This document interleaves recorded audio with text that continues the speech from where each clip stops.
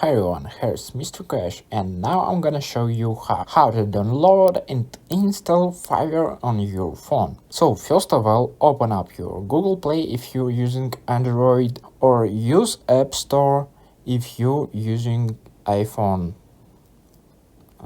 Find App Store and tap on it. Find login, tap on search icon at the bottom right corner, and after that type in Fiverr in the search bar, and after that scroll down until you find Fiverr freelance service. Tap on that and tap on download button.